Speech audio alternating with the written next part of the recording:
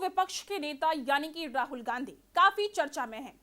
चर्चा है उनके जन्मदिन में। लोग कहते हैं कि नौकरियां सिर्फ सरकार दे सकती है और लोग कहते हैं कि विपक्ष सिर्फ बातें करता है। चलता क्यों नहीं है पैच।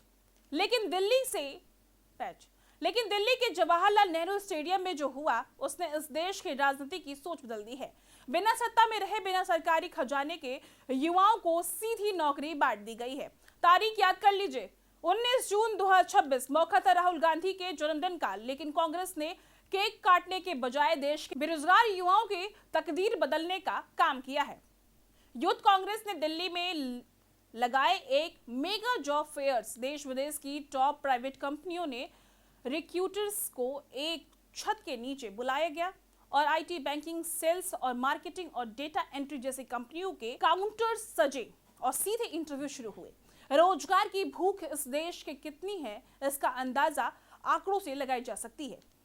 इस मेले के लिए लगभग 35,000 से ज्यादा बेरोजगार युवाओं ने रजिस्ट्रेशन कराया।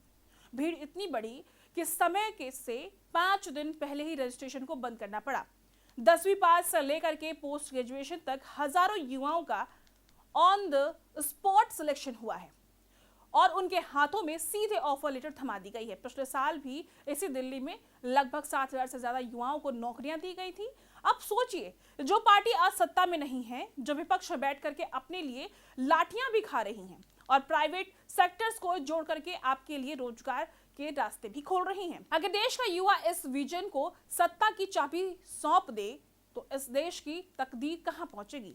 30 लाख खाली पड़े सरकारी पद पहले ही कैबिनेट में भरे जाएंगे और पेपर लीक के माफियाओं को जेल के अंदर होंगे। राहुल गांधी का ये कारनामा, राहुल गांधी का डायरेक्ट युवाओं से आपस में बातचीत करना और राहुल गांधी का ये बेरोजगारों को रोजगार देना अपने आप में काबिले तारीफ है। फिलहाल इस पूरे मुद्दे पर आप क्या विचार रखते हैं?